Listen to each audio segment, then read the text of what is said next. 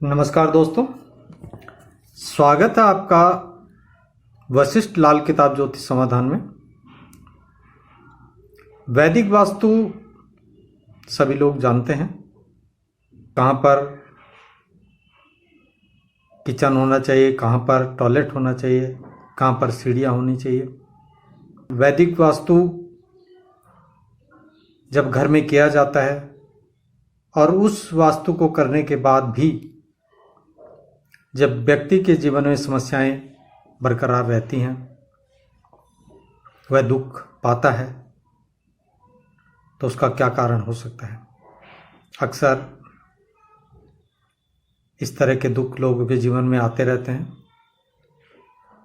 वास्तु के साथ जब तक हम ज्योतिष को साथ में नहीं जोड़ेंगे, तब तक सही वास्तु नहीं कर सकते हैं। हमें जानकारी होनी चाहिए कि कौन सा ग्रह कहाँ पर स्थापित होना चाहिए, कहाँ पर वह उचित फल देता है, तब हम उस घर का वास्तु निर्धारित कर सकते हैं और वह व्यक्ति तब सुखी हो सकता है। सबसे पहले हम जानकारी लेते हैं कि कौन सी दिशा में कौन सा ग्रह होना चाहिए और कौन से ग्रह की वस्तु वहाँ पर रखने से, स्थापित करने से हमें उचित फल मिल सकता है। पहला घर हमारे घर की पूर्व दिशा मानी जाती है, दीवार नहीं, पूर्व दिशा।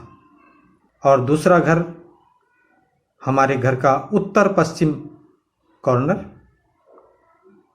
यह कोना हमारा दूसरा घर माना जाता है। तीसरा घर दक्षिण दिशा मानी जाती है और चौथा घर उत्तर पूर्व की दिशा मानी जाती है। पांचवा घर पूर्व की दीवार को कहा गया है, पूर्व की दिशा नहीं, पूर्व की दीवार। और छठा घर उत्तर दिशा मानी गई है। सातवां घर दक्षिण और पश्चिम यानी कि साउथ वेस्ट, यह सातवां घर है।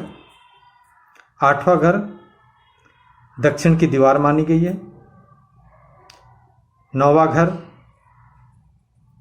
हमारे घर का सेंटर, जो बीच का स्थान है, वह नौवां घर माना गया है। 10वां घर पश्चिम की दिशा मानी गई है और 11वां घर पश्चिम की दीवार को कहा गया है और 12वां घर साउथ ईस्ट, दक्षिण पूर्व। इस तरह से सबसे पहले घर की दिशा देखें और फिर देखें कि कौन सा ग्रह हमारा कहाँ बैठकर शुभ फल दे सकता है। माना बृहस्पति 10वें घर में बैठा हुआ है और राहु दूसरे घर में बैठा हुआ है और वह व्यक्ति बिजनेस कर रहा है, 2 नंबर का काम कर रहा है, तो वह उस राहु से ही धन अर्जित कर रहा है।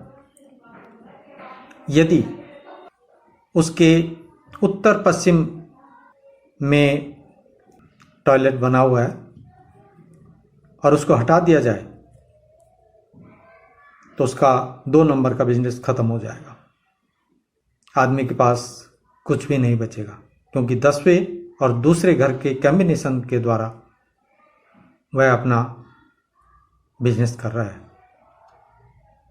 सूर्य और राहु अगर कहीं पर इकट्ठे हो जाते हैं तो उस व्यक्ति का बृहस्पति पूर्ण रूप से खराब हो जाता है।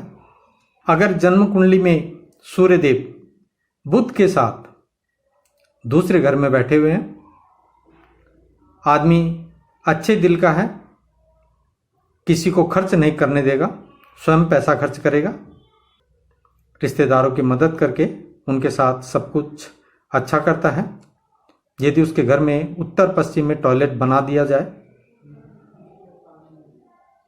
यानी कि दूसरे घर में राहु को स्थापित कर दिया जाए या कोई कबाड़ वहाँ पर जमा कर दिया जाए,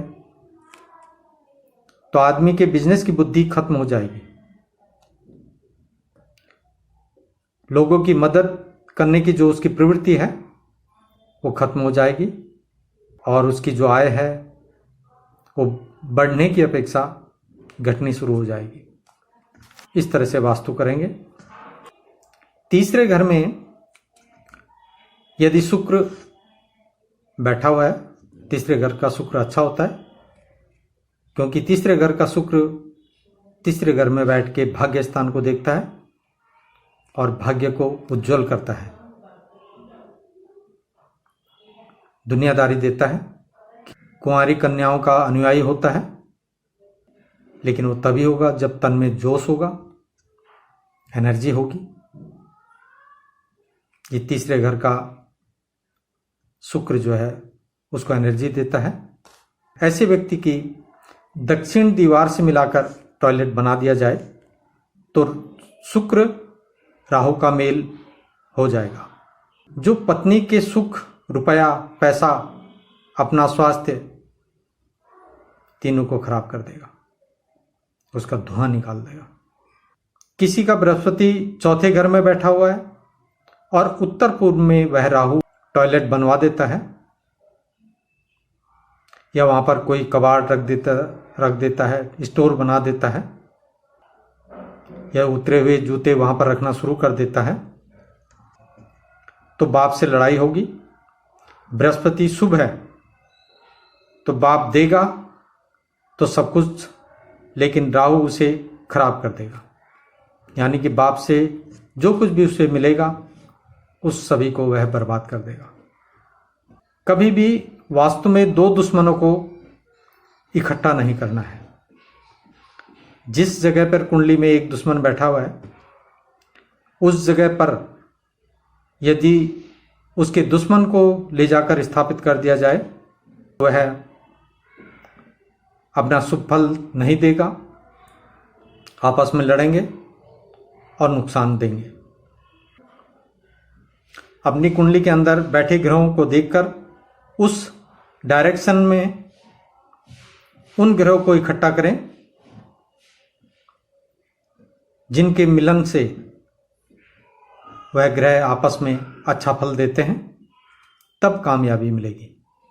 कुंडली में जहाँ पर आपका कोई ग्रह बैठा है, उसके मित्र को उसके सामने बिठाइए, उसके साथ मिला दीजिए, तो आपको अपने वास्तु का अच्छा फल मिलना शुरू हो जाएगा।